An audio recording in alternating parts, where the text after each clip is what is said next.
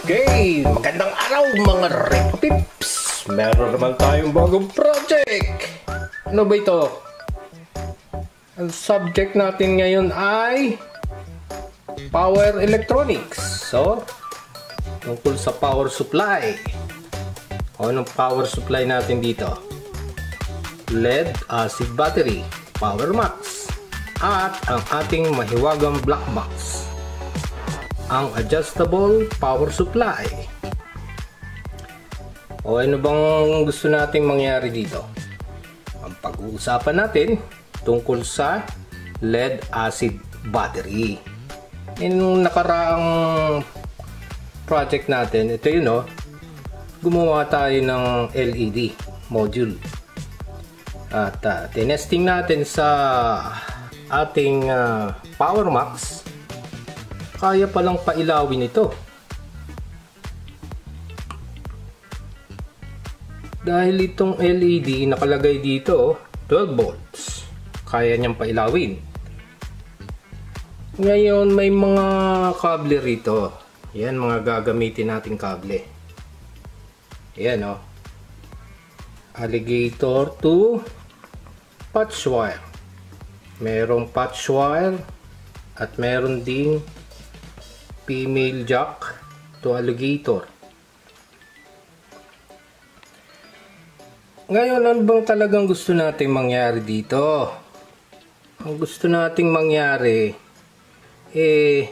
kabitan natin ng indicator itong ating lead acid battery.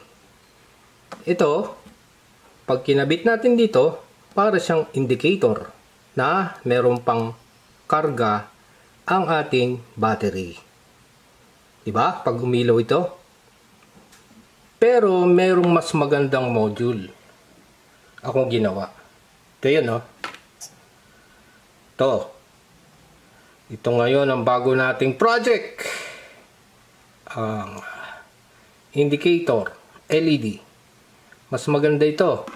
Malalaman natin kung may karga pa o wala ang ating baterya.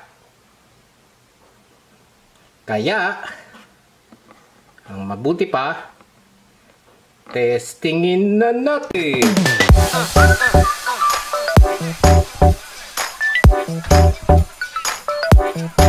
Okay, mga Repo Pips, balik tayo sa ating project. Ito na. Pag umilaw ito, ibig sabihin may karga pa ang battery. Anong gagawin? O hindi kabit. Gamitan natin ng patch wire. Ito. Positive. Negative. Patch wire to alligator. Ito, alligator clip. Itim. Pag umilaw, may karga. Umilaw ba? Umilaw siya. So, mayroon pang karga ang ating battery. Diba? Yan o. Okay. Yung isa naman. Ano ba ito? Itong bago nating project, medyo maliliit yung LED niya. 5mm in size, tigigisang resistor, dalawang header. Yung design niya, freestyle. Ano pa? Testingin din natin. Patch wire sa header. Positive. Asan ang negative? Ito, negative. Siyempre, itim. Pag umilaw, may karga talaga ang battery. Ikabit natin ang positive. Ito munang negative.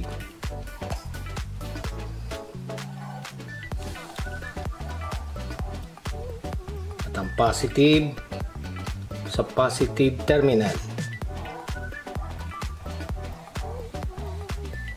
Umilaw din. Di ba? Yan o.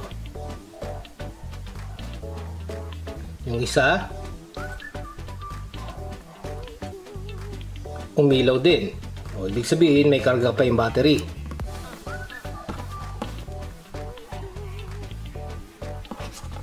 Tapos na. Tapos na ba? Parang halos parehas lang Di ba? Parang walang pinag-iba yung dalawang circuit. Dito pinarami mo lang yung LED May kulay pula, orange, yellow. Dito isa lang. Alam na natin na may karga. Pero bakit gumawa pa tayo ng module? Parehas din lang pala mangyayari. Alam natin may karga, umilaw.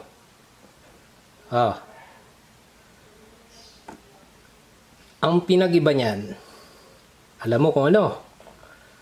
Pag ang karga ng baterya ay unti-unting nababawasan. Paano natin gagawin yun? Pwede ba natin bawasan ang karga ng baterya para makita natin ang epekto sa LED? Hindi natin kaya yan, Brad. Kung ano yung karga niyan, yan na yun. Yun yung ilaw, yan na yun. Yun ang gusto nating malaman Paano kung nabawasan ito para makita natin sa ating LED kung anong nangyayari? Paano babawasan ang karga ng baterya? Meron tayong gagawin. Ang gagawin natin ay isa-simulate natin. O yung tinatawag na simulator. Anong gagawin? Tanggalin muna natin. Baka tayo ay maubusan ng battery.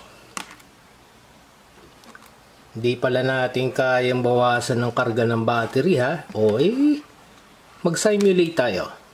Ibig sabihin simulate, kokopyahin natin kung paano madiskarga ng battery sa paggamit ng ating adjustable power supply. Anong gagawin dito?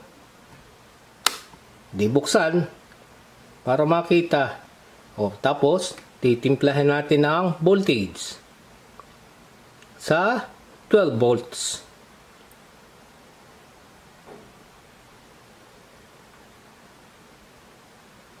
Yan, 12 volts. So, ibig sabihin yan, 12 volts ito, parehas din to. Ito ngayon ating simulator. Makikita natin kaibahan ng dalawa. Testingin natin. Gamitan natin ng female jack sa barrel jack. Sana yun? Nagkagulo na. Ang gulo. Medyo dagdagan natin. Yan. 12 volts. Parehas ng battery. Ano ito? Bakit ano ito? Alligator pa rin. Yung isa. Banana plug. Papunta. Pin. Yung dulo. Positive. Negative. Yan Lagay naman natin yan ito. Itong una natin project.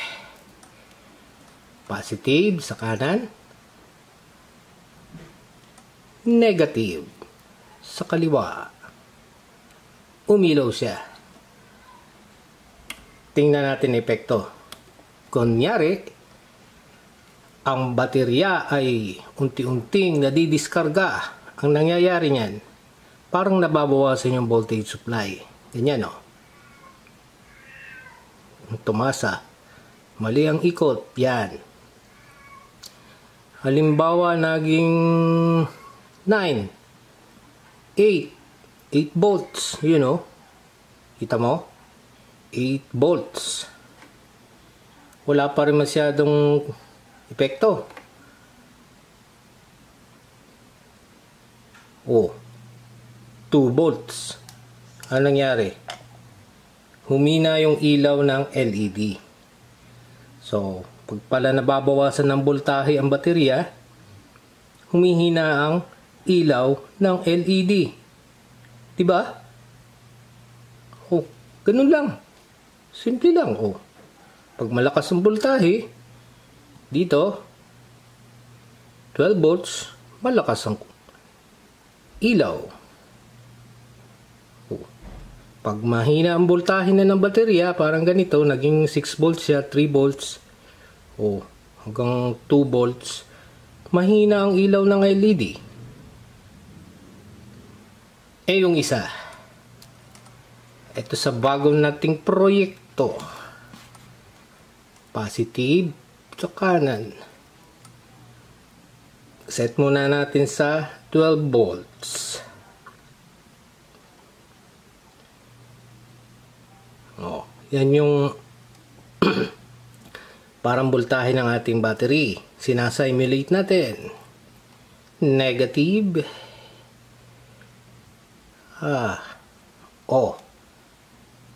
Umilaw din. Yun ang pinag-iba. Parehas namang umilaw. Ito ngayon ang pinag-iba. Pag nababawasan ang voltahe, halimbawa, naging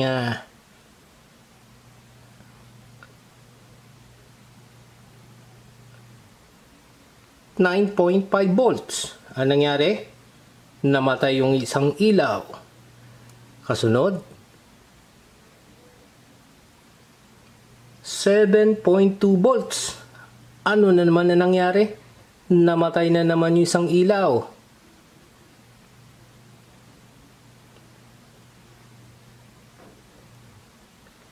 .5 volts. Anong nangyari? Nampundi na naman yung isang ilaw. Namatay. 2.8 volts. Anong nangyari? Iisa na lang ang natira. At kung 0 volts na, wala na ang karga ang baterya. 1.2 volts na lang. Yan ang pinag-iba kaysa dito sa una nating project o sa nakaraang project. Dito, habang nadidiskarga ang baterya, isa-isang namamatay ang LED.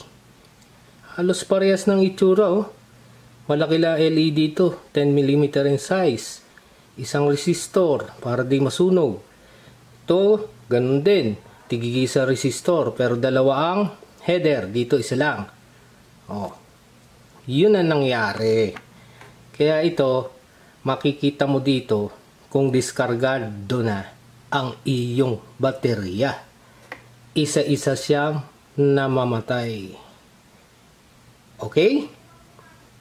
Tapos na ba? Kailangan alam natin ang circuit diagram nito at kung paano ginawa.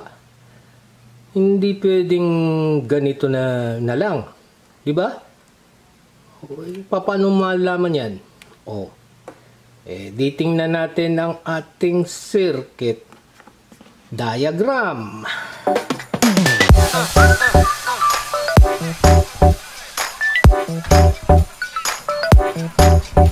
Okay mga Repa Pips, nandito na tayo sa ating theory. Ito na ngayon yung schematic diagram ng ating indicator. Meron yan D1, D2, D3, D4, D5, R1, R2, R3, R4, R5. At ang voltage supply na 12.3 volts. Makikita mo dyan yung electronic symbol ng voltage supply ay closed circuit style. Mapapansin mo yung design natin parang hagdanan. Diba? May steps. So yan ang design ng ating circuit. So at test, tinesting ko yung voltage supply ay 12.3 volts. Fully charged. 12.3. Ang sukat ng battery. Diba? Fully charged. At ito naman ang voltage drop across sa LED. Ang sukat ng pula ay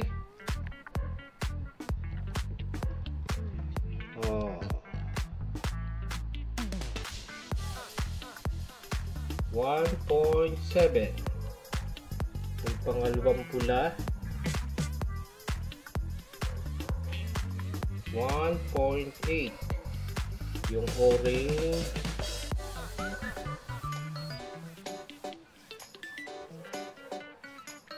1.6. Yung isa pang orange 1.6. Yung dilaw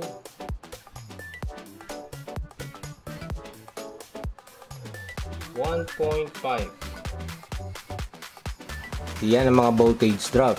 D1 1.7, D2 1.8, D3 1.6, D4 1.6, D5 1.5 at 20 mA. So yung 20 mA kailangan kuryente para umilaw ang LED. Mapapansin mo dyan, no? Kaya ako ganyan mineasure yung voltage drop. Kaya niyang umilaw kahit wala yung apat na resistor. Kaya meron na siyang mga voltage drop sa bawat steps ng ating ladder o ng hagdanan na circuit. Anong kasunod na gagawin natin? Isosolve natin ang value ng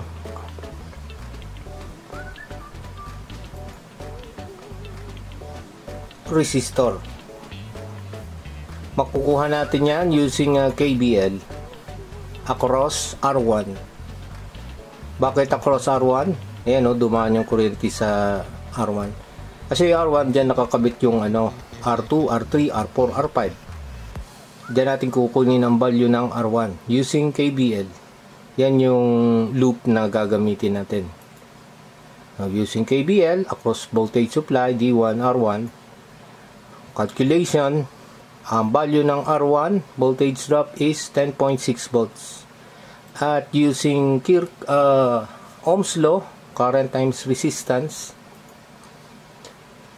substitution lang, divided by 0.02 both side of the equation, kakaroon ng 10.6 divided by 0.02 ampere.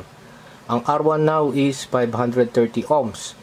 Wala akong 530 ohms, meron ako 680 ohms.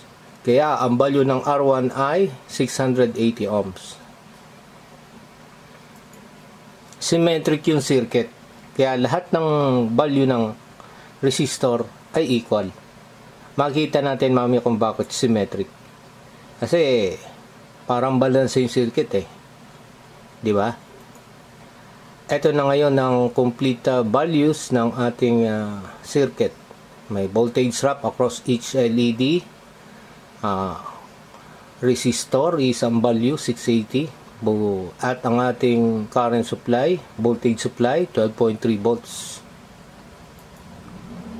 So, binalik natin yung yung ladder technique ng pag-solve ng ating circuit. Diba? Kahit yung apat na resistor wala hindi nakakonect, umiilaw pa rin ng circuit. Nandiyan na ngayon yung chart. So, meron dyan voltage supply, percentage, yung LED na umiilaw. So, dito muna sa unang KVL, ayan unang loop, outer loop. Dumaan yung kuryente sa D1, D2, D3, D4, D5, R5.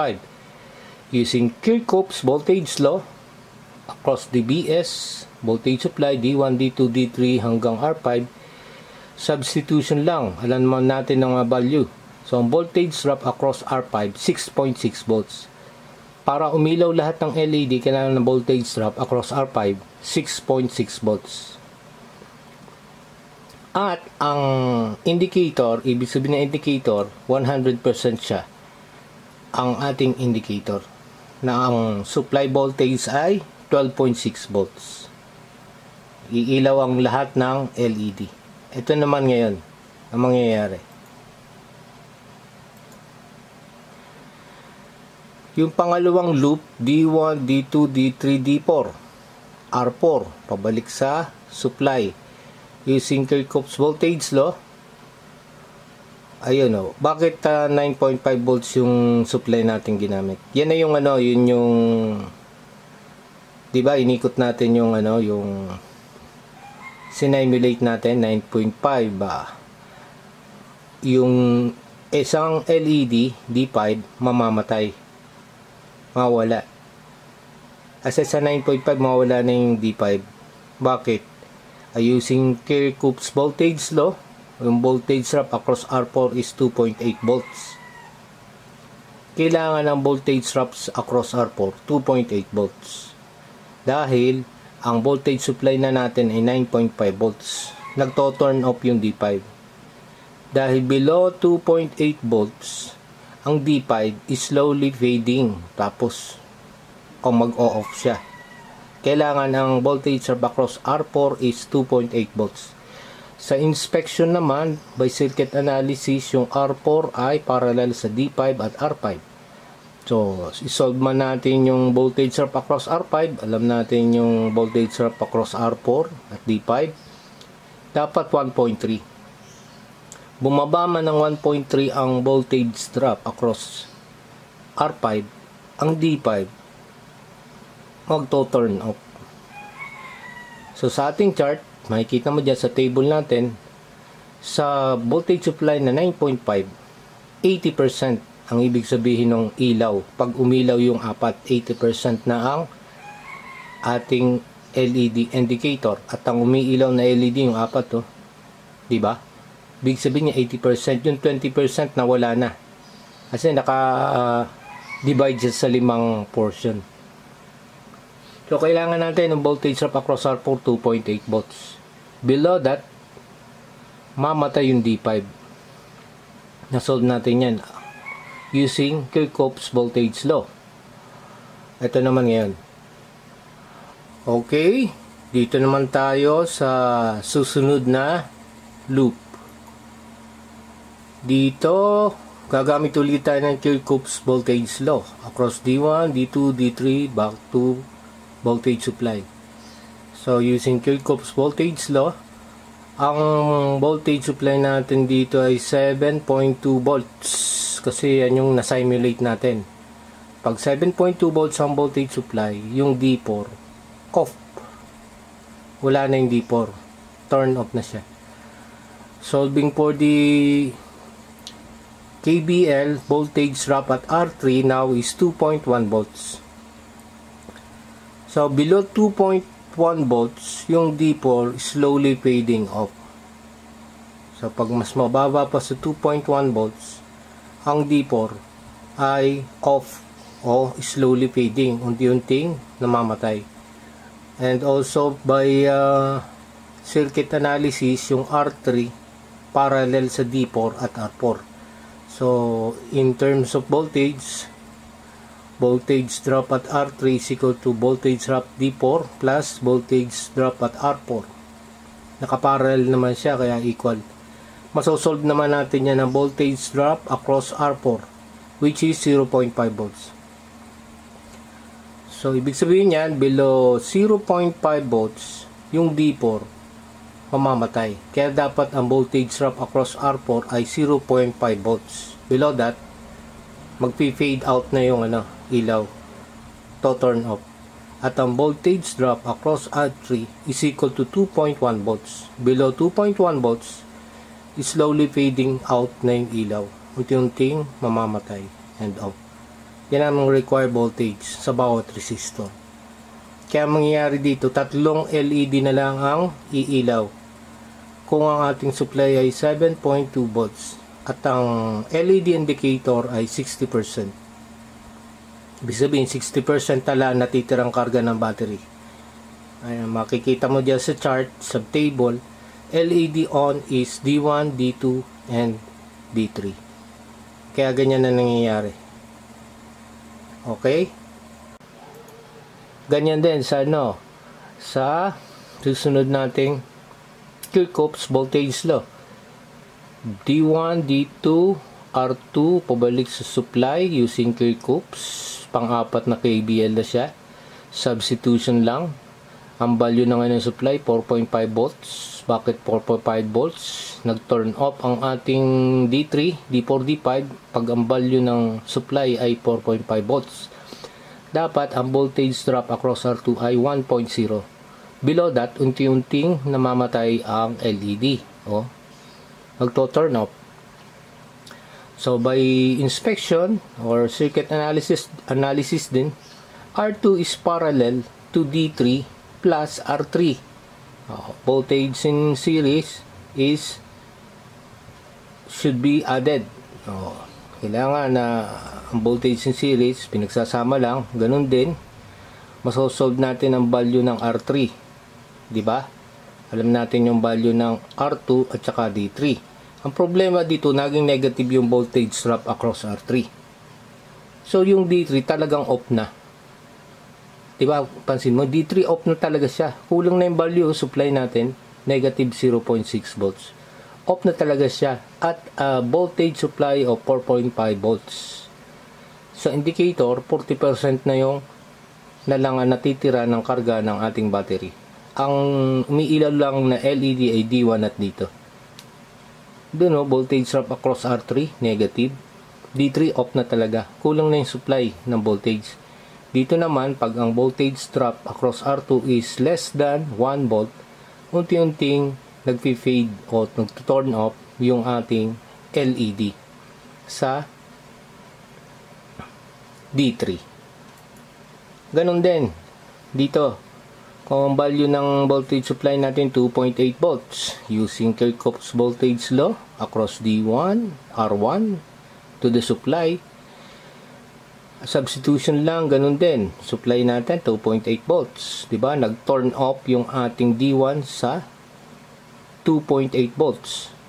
O, minus mo lang yan, makukuha natin voltage drop across R1, 1.1 volts. Below 1.1 volts sa voltage drop sa R1 ay ang dito naman ang slowly fading, unti-unting namamatay. Below 1.1 volts. Bakit yung R1 ay nakaparallel sa lahat ng hagdan o yung nakadikit sa kanyang circuit?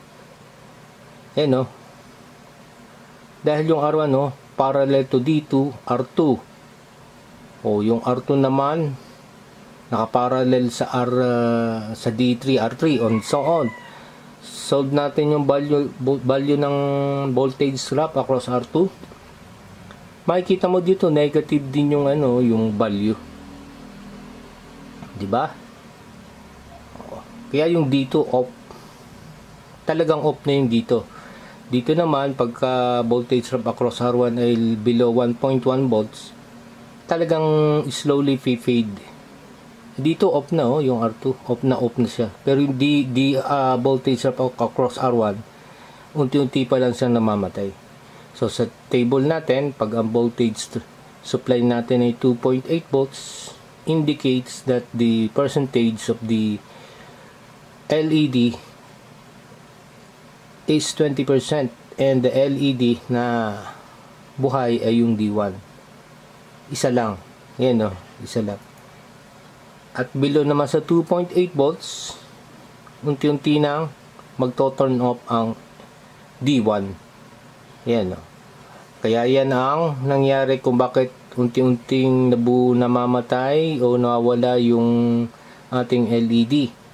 Every time na nababawasan ng voltahe ang ating supply.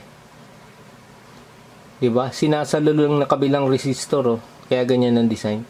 Pag nawala na yung kabilang resistor, yung kasunod na baitang, steps ng ating ladder circuit, ang sasaluhin niya.